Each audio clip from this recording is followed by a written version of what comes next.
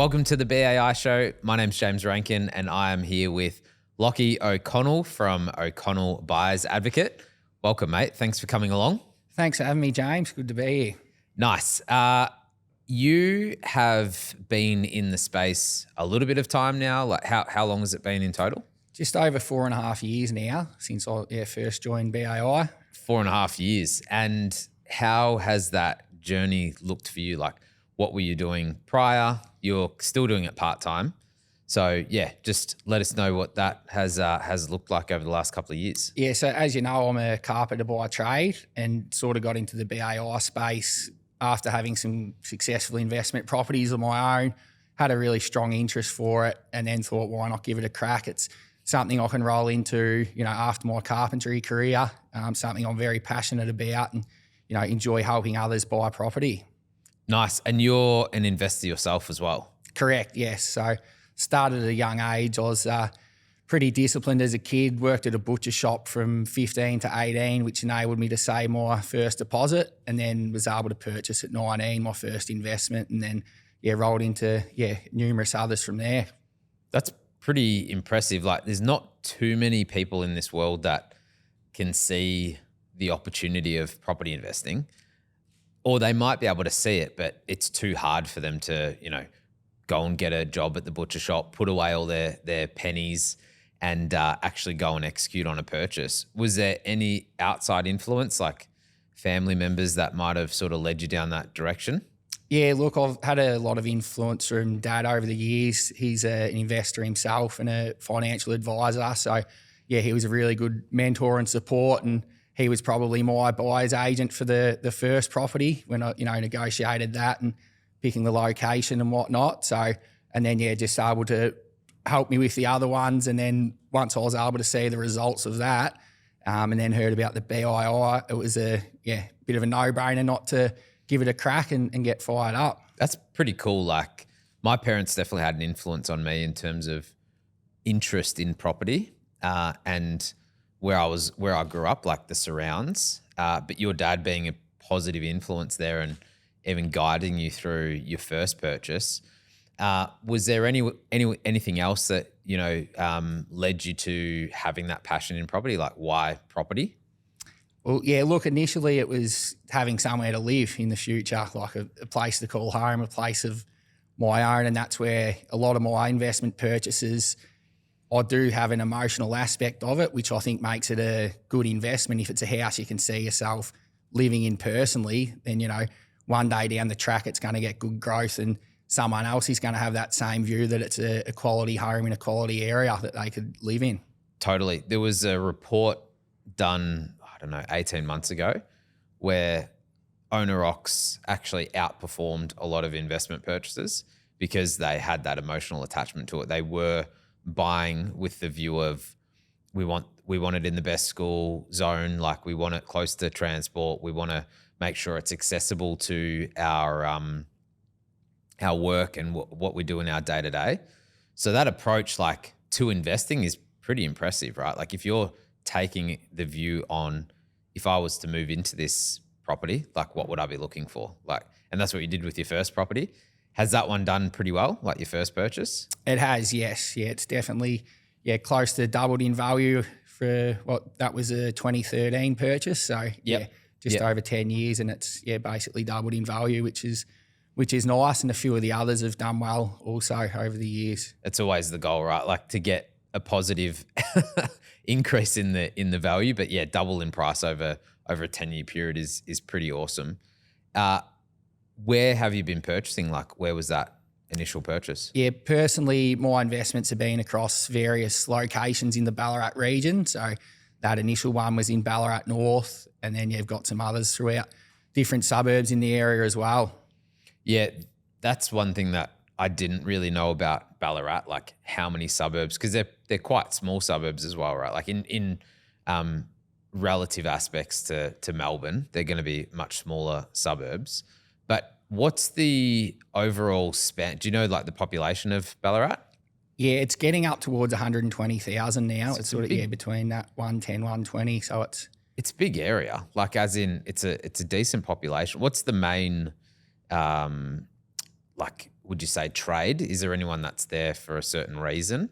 It's a very diverse industry. Like we've got obviously a lot of schools, hospitals, a lot of medical professionals, a lot of financial professionals.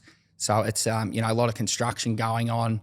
The hospital's getting a redevelopment at the moment. So it's a very, very diverse economy. So, and being so close to Melbourne, it's a very attractive and affordable market. Yeah, it's not that far, right? Like, what's the drive time?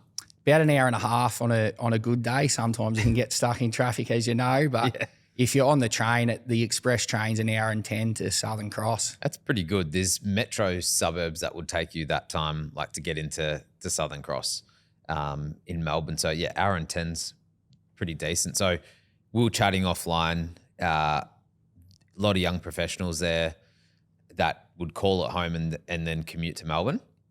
Is that yeah, correct. There are a lot of those there as well. So yeah, I'm getting a lot of clients, young families that can buy a house for under 600,000 in a quality area of Ballarat, and they might only need to commute to Melbourne 1 or 2 days a week. The working from home trend has definitely helped that story, and also getting a lot of retirees that'll sell a place in Melbourne and downsize and buy something in Ballarat and have a much more comfortable and relaxing retirement. There you go. And we were talking about a suburb, again, offline, that was next to another suburb, which was a third or a quarter of the price. Do you know why, or do you want to take us through those suburbs and let us know why that would be the case as well? Like why there's such a price disparity? Yeah, sure. So Lake Wendouree is one of the most renowned suburbs in Ballarat. So lake is the attraction. It's around a big lake. I was showing you offline before, a house sold for $2.25 million, which is going to be demolished. Well, it has been demolished and now they're building a new house on it. If you go across to Wendouree, the median house price there is about $430,000. Now, I was explaining to you offline, Wendouree is the biggest suburb in Ballarat from an area perspective. And it's there's a lot of really good pockets in there that are literally a 500-metre walk to the lake. So, and you can buy quality houses in there for around 500 to 550. Yeah, I couldn't believe it. Like it's literally just over a road because you've got that belt. So if you're looking at it on a map, I think it was how I was looking at it on the phone, it might have been the southern end of it. Where that house was that sold. But the belt of houses before you get to that road, there was maybe only 3 or 4 deep, and then it flicks into Wendouree. So not Lake Wendouree, it goes into Wendouree, and then you drop off, $1.5 million. It's crazy. I've not actually seen that before, like such a price disparity between two suburbs. And that's what the ripple effect is all about, right? Like, why is this one more expensive and why is that one so cheap? Is there any opportunity for this one to go up in value over the course of time? Yes. There's some complexities to that because as you were running through me, there's different pockets. So you've got like the bluer chip area within that suburb, but then as you move away, it starts to really change, right? Yeah, correct. So there is, like you said, there's a what's considered like the golden rectangle of Wendouree. It's a really nice location, close to all your amenities, close to the lake, close to transport, and then there's your not so desirable suburb or areas of that particular suburb. So where there are a lot of commission housing and things like that, which you'd want to be avoiding, and that's where that price disparity comes in with the median house price there, where you can get some really quality homes in a good pocket. And I can tell you myself, I've invested there personally. My brother and sister have bought in there, as well as I'd probably say over a dozen mates of mine have all bought in that pocket. So it's just that sort of gentrification story. Once everyone renovates their houses and lives there for years, and it continues to get those younger people buying into that pocket, it's only going to do wonders for the value in years to come. What type of houses are they there? Like, are they brick homes or weatherboards? Yeah, typically your sort of 3-bedroom, brick veneer, tiled roof, a lot of weatherboard places in there as well, but the block sizes are really good. You're sort of looking at 600 to 700 square metres, per block, which is, great. You can have a decent sized shed on there, or, room to extend into that 4th bedroom and 2nd bathroom. Is there any covenants, like single dwelling covenants through there, or could you knock it down in the future? You could, yeah, it just depends. There are some, covenants for, overlays for the amount of dwellings you can do in different areas of Ballarat. But there are a lot of developments that have taken place in the area where it might be a 5 or 6 unit development as well. So, yep. So changing it up a little bit in terms of getting into the buyer's agent space, you're a chippy. What was the very different role going from on the tools and then more of a service-based professional business? What was the attraction to wanting to do this type of business? Is it get off the tools? Is it, just the way out of the trade? Yeah, look, it's a little bit of that. I still really enjoy being on the tools and can see myself doing it for quite some time yet. But it's something, when I'm into my, 40s and 50s, it'd be nice to just have that option to go into a different role that's, a bit more friendly on the body. But I really enjoy the aspect of, the satisfaction of finding someone their dream home and, getting them a really good outcome and price and just seeing the joy there. So, the carpentry work can get a bit mundane at times. So it's just good to have something to work towards. And it's just a good mix, knocking off on the tools and then jumping into the buyer's agent stuff a couple of hours a night and on Saturdays. It's just a really good way to break up the week and just have a good blend of both roles. Yeah. And you have been doing it part-time, right? So correct. Yeah. This is, you enjoy what you're doing Monday to Friday, and then you're doing this outside of the current role. So how have you been able to fit that in? Yeah, I think, I was explaining to you before offline, it's really a time management thing. We're pretty lucky in the trade. We're generally knocking off around 3 o'clock. So you can sit down between 4 and sort of 6:30, 7 o'clock and do what you need to do from the buyer's agent perspective. And what we find is a lot of people can't talk during business hours anyway. So, a lot of professionals, they'll need to sit down, might be after dinner, it might be an 8 o'clock Zoom meeting, it might be a Saturday or a Sunday. So that's where it really does working quite well with the trade role, purely because of the hours are, a much earlier start and finish in the trade. Yeah. And then a lot of people can't talk until after hours anyway. So it actually does working quite well.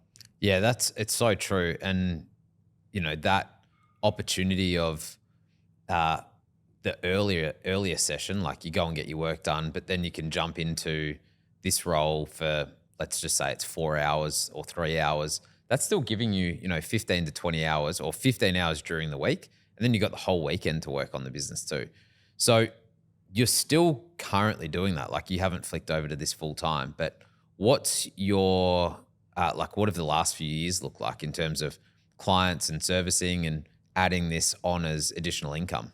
Yeah, sure. So, again, offline, I was showing you, I think year 1 had it serviced about 4 clients. Yep. Year 2 was up around 10 or 11. And then year 3, which was when rates went up, as we know, 2022, everyone's too scared to buy, dropped back to about 6 clients that year and then picked up again the last 2 years. So I think we had 11 clients year 3, 12 clients year 4, and then going into year 5, we're sitting on about 13 for the year, and we've got probably 3 to 4 to go to round out 24.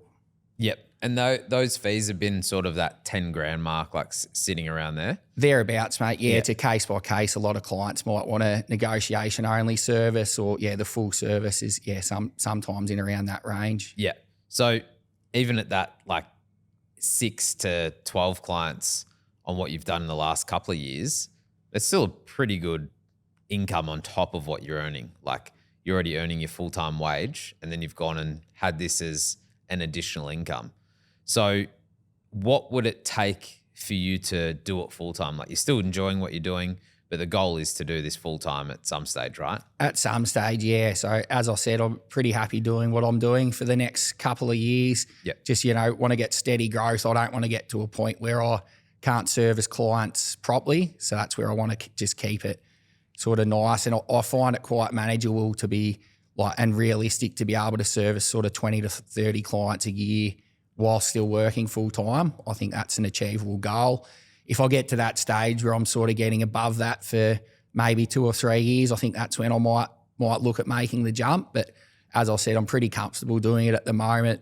The consistent full-time wage is great because it doesn't put a financial strain on what you're doing, which I think in turn makes sure you do a much better job for the client. You know, you're not rushing or you're not reliant on getting their deal done for income. It's about making sure you're getting the best outcome for the client. Yep. And what's your main focus? Like, are you doing more investment or owner-occ?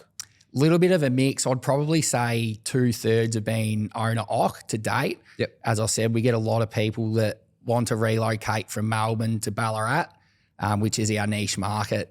And, you know, we'll probably get, you know, some retirees, some downsizers, young families that would like to move to the area that just haven't got the time or the knowledge of the area to be able to execute on it. And then we do get a lot of investors as well. So we can, you know, we've purchased, I think, 7 or 8 interstate investment properties this year. So it's a case-by-case scenario. So it's good to have that experience personally and being able to help the clients with investment properties to know the ins and outs of the legislation and different rental laws in different states and things like that, and different cancel rates, insurances. There's a whole lot of things that you've got to bear across to, you know, make sure your clients aware of what they're getting into and what their outgoings are going to look like. 100%. Yeah, it's hard enough knowing how to purchase in Melbourne and Ballarat. Like, they're two different areas, but then throwing an interstate purchase as well. So you've purchased quite a few. It's Queensland, right? Queensland, yeah, particularly Townsville. So yeah, over the last sort of 12 months, we've purchased quite a few properties up there. That market's flying at the moment. It's almost at a point where we're thinking that, you know, it's peaked and it might be time to go elsewhere. But again, it comes down to the client's budget and what their cash flow allows and what sort of yield they're looking to attract. So it's, up there you've got other concerns. You've got obviously flood and cyclones, so which means higher insurance costs, whereas Victoria, you've got things like land tax and obviously your rental compliance. So, you know, when you're looking at it from a week-to-week perspective, it might only be $50 to $100 a week different, but it's, you know, someone gets a land tax bill, they crack the shits and think they might sell. Yeah. But when you actually break that down to a week-to-week, it's really not that big of a deal for, you know, for one property. Yeah, I've said that for a long time now. The person that picks up on explaining that and like having a calculator or running the analysis against a Melbourne purchase, because everyone's really focused on this land tax thing, it can be quite considerable at the top end, right? Like if you've got $1 million properties or $1 million blocks of land, that's when it can become quite expensive. But if you're purchasing a $600,000 property, the land component might only be $200,000. So when you do run the maths on it versus much higher rates, much higher insurance, it might even out, right? And then you've got the higher capital growth too. Like typically over the last 25 years or 30 years or whatever it is, Melbourne has outperformed every other city with capital growth. So if that's the lead indicator, is it better off just looking through looking past all of that noise and securing more properties in Melbourne for that long-term growth? If you were to go outside of Townsville, like would you stay in Queensland? Like, is that what are you buying up in Townsville these days? Yeah, again, it depends on the client's budget, but typically the client budgets have all been under 600,000 up there. And again, it's a case by case. We get some clients that have got 1.2 million to spend, and Melbourne being a sort of volatile market at the moment. And as you mentioned, the long-term history of the growth in Melbourne, it's a bit of a no-brainer from our point of view to be buying in Melbourne's blue chip suburbs if you can afford it and if you can afford the holding costs. So that's, again, it's a case by case scenario, what the client's income is, what they're happy to outgo each week as to what location we'll buy in. So Geelong's another market that we're looking at the moment and actively buying in, that we see really good value, being only an hour to Melbourne, close to the surf coast and the Ballerine, got a lot of really good lifestyle attractions. So there's some very affordable pockets in there for sort of around that 800,000 and below. There's some great opportunities there. So again, it comes down to what the client can afford from a outgoings perspective each week, and sometimes it's a personal preference. Some clients will be looking for an investment property that's going to be a future retirement home or whatever the case may be. So it really just depends what the client's after, and we just tailor our service to them and then just execute accordingly. What's been one of the highlight moments for you transferring or running a business in the buyer's agent space? Look, I think it's just been nice to know that to be able to build something, off your own back. Obviously, there's been a lot of support through BAI and, other mentors and, other people that can help with advertising and website setups and all that sort of thing. But it's good to be able to create something like a business that you can call your own and have something to, look forward to, in years to come, to be able to work in, and, a passion that if I do retire one day, I don't think I'd ever fully retire. It's something that I can still work in, whether it be a couple of days a week or a couple of hours a week. It's something that, that you believe in, you're passionate about, that you can make a difference in other people's lives. Yeah, it's so true. And you can do it that full-time or part-time and still earn a good income. Where did you get most of your success? Where did you find your initial clients? Majority of my initial clients were helping out mates, early days, getting referrals through them, getting the first few runs on the board, a lot of word of mouth, and then a lot of referrers from brokers and financial advisors and accountants and other professionals that have, once you get those initial, runs on the board, do a really good job for others, reputation starts to build, and then you've got a lot more trust. A lot of times when people will call, they've already had a look through the website, read the Google reviews and testimonials, and there's an element of trust there before that initial call. So, and then it sort of snowballs from there. So it can be quite volatile. I think I explained to you. Yeah. September this year was probably the quietest month I've had since I've started. And then, October's been November's been a lot better. So, and on the getting those initial clients, is there anything else that you've done, even building those referral networks or the referral partners who have passed you on leads? What did you do to start combos with them?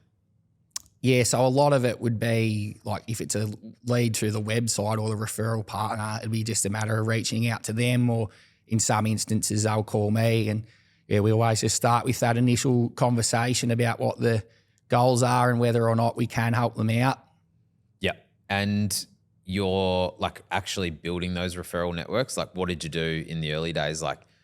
Going out and meeting brokers? Was it LinkedIn? Is there anything that has been, pivotal on that success? Early days, it was a lot through people I knew for starters. So, brokers I knew, accountants, financial advisors. And then it was sort of branching out from there, was building the LinkedIn profile and then contacting others in those professional spaces, a few BNI meetings and those sort of things early days. So when I started through COVID, we were all locked down and everyone was on the Zoom meetings, and that was sort of how business was done back then. So that was a good opportunity, while we were shut down, to be able to, really network and get those key relationships set up from the get-go.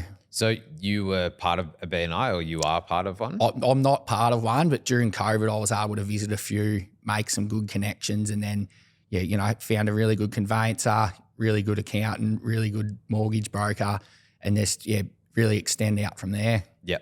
And we were talking about Google and booking in or having a well-ranking website. Has that been more of your focus, that SEO play versus, say, social media or LinkedIn or anything like that? What's been your sort of go-to?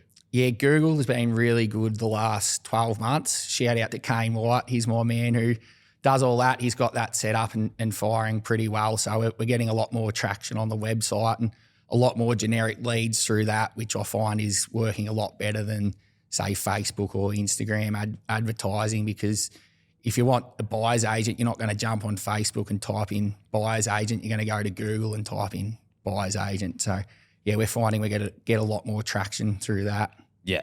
Yeah, it's true. And it's the whole Facebook meta play can be really quite expensive. So LinkedIn, you've also done a bit on LinkedIn as well, right? Like, is that you share a bit on that type of socials, like photos and recent successes? Have you had much of an uptake or people connecting with you through there? Yeah, definitely. I've had some really good relationships from LinkedIn. People have reached out to me, or I've reached out to them, and then we've caught up and hit it off well and done some deals together and helped out some mutual clients. So all those platforms are good. I find LinkedIn's probably the best for building those professional relationships, and then Facebook and Instagram are probably more so about the brand awareness and people that understanding what you do and just keeping front of mind for anyone that is looking to buy. Yeah. And where to from here? Like, what does the next 12 months look like for you? And you've got a couple of people working with you as well now? Yeah, got a few guys that are working in with me as well that are I'm sort of just helping them get trained up to essentially become their own buyer's agent one day. So continue working through that and get this finger injury right and get myself back on the tools and just continue working through it as we are. So it's as I said, it'd be good. That sweet spot would be probably between that sort of 20 and 30 clients a year. And if we can get to that, that'd be great and get some consistency through that over the next few years. And then, potentially look at going full time, a few years down the track. Yeah. And you recently had a moment with Elaine on Everest where you brought to her your goal for the end of the year. Can you just talk us through that? Yeah, so the goal was to sign 3 clients by the end of the year. Elaine said, no, you need to sign 5. And that was about 2 or 3 weeks ago. And we've been able to achieve that within the last couple of weeks, which is great. So being part of the Everest program, it's really good to just get that accountability and the push to, achieve a bit more than what you think might be like your bottom line, if that makes sense. Yeah, 5 in a couple of weeks, man. That's pretty impressive. So you've still got another 5 or 6 weeks for the end of the year. What are you going to do in that period?